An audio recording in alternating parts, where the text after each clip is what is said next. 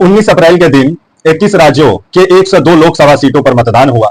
आइए देखते हैं 2019 से 2024 में कितना मतदान परसेंटेज बढ़ा है। और जिस तरह से खबर आ रही है 2019 में जितना मतदान हुआ पहला फेज में, उससे भी कम मतदान 2024 लोकसभा चुनाव में हिंदी पट्टी के इलाकों में हुआ है। जो मोदी जी 400 पार का दावा कर रहे थे, अगर मतदान परसेंटेज को देखें तो 400 का जो बीजेपी का दावा है वो कहीं हवा में ना उड़ जाए। आइए बात करते हैं। नमस्कार, मेरा नाम विश्वजीत कुमार और आप देख रहे हैं वाक फॉर इंडिया न्यूज। ऐसा लग रहा है कि हिंदी पट्टी की जो जनता है उसको लोकतंत्र से, चुनाव से विश्वास उठ चुका हो, क्योंकि हिंदी पट्टी के लोग यही जानते हैं कि कितना विकास राजनेता उनका किए, धर्म के नाम पे बरसों बरसों तक वोट हासिल किए और बाद में बाबा जी का ठुल्लू थमा दिए। क्योंकि जिस तरह से खबर आ रही है कि हिंदी पट्टी इलाकों में सबसे कम मतदान हुए हैं। आइए देखते हैं 2019 और 2024 के बीच में कितना मतदान परसेंटेज घटा है। आइए इसी को देखते हैं। हिंदी पट्टी में मतदान परसेंटेज की कमी आई है। पहला देखते हैं बिहार।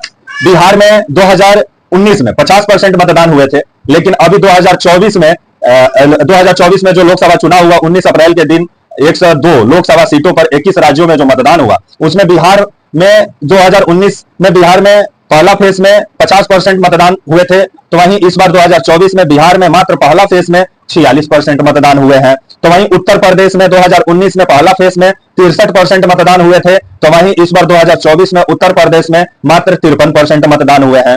तो वहीं पश्चिम बंगाल में 2019 में 81% मतदान हुए थे, जो अभी 2024 में पहला फेज में पश्चिम बंगाल में मात्र 77% मतदान हुए हैं। तो वहीं महाराष्ट्र में जो आपका 2019 में 56% मतदान हुए थे, वही 2024 में घटकर महाराष्ट्र में 54% मतदान रह गया है। तो वहीं जम्मू कश्मीर में जो 2024 में 54% मतदान थे, वो अभी इस बार 2024 में बढ़ते हुए नजर आ रहा है। 65% मतदान हुए हैं आपके जम्मू कश्मीर में। वहीं मणिपुर की बात करें तो मणिपुर में जिस तरह से अभी लोकसभा चुनाव 2024 लोकसभा चुनाव के लिए 19 अप्रैल को मतदान डाले गए, तो 2019 में जो पहला फेज में मतदान परसेंटेज था वो था आपका 78% 2019 में। 2024 में इसमें गिरावट देखने को मिल रही है। 67% ही मतदान मणिपुर में 2024 में पहले फेज में हुए। तो वहीं मणिपुर से काफी हिंसा की भी खबर जहां तहां से सुनने को मिली। कहीं ईवीएम में आग लगा दिया गया, तो कहीं फायरिंग की घटना आई, तो कहीं ईवीएम को जला दिया गया और लोगों ने चुनाव का भी बहिष्कार किया।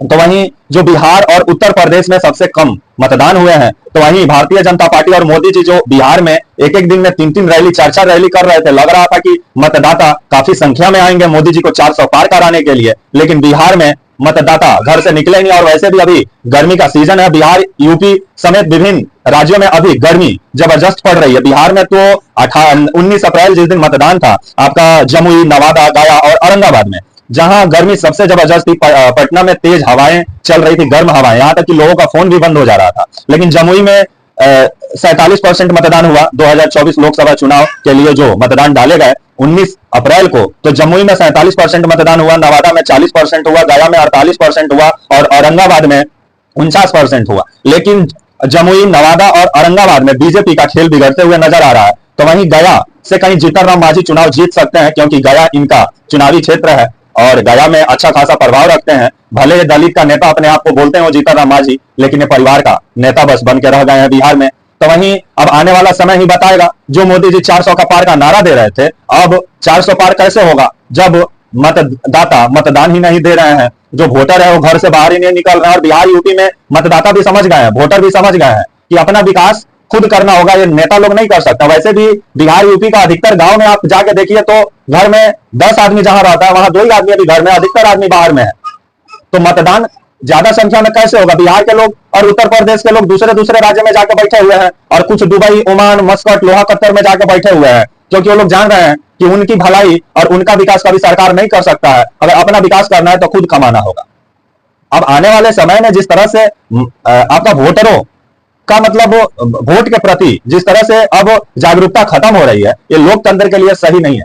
तो वहीं नेताओं को भी ध्यान देना होगा कि आप लोग जो आए दिन बड़ा बड़ा भीड़ दिखाकर बोलते हैं कि हमारे समर्थन में इतना जनता खड़ी है, तो वो जनता क्यों नहीं बिहार, यूपी में वोट डालने गई? 2019 से भी तो कम हो गया मतदान परसेंटेज इस बार।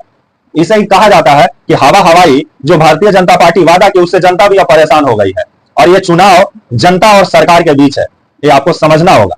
क्योंकि आने वाले समय में ही मालूम चलेगा। जो 400 का पार मोदी जी नारा देते थे, जब इस तरह से वोट होंगे तो मोदी जी कहीं 200 के भीतर ही ना सिमट जाए। तब तक के लिए नमस्कार, जय हिंद, वंदे मातरम।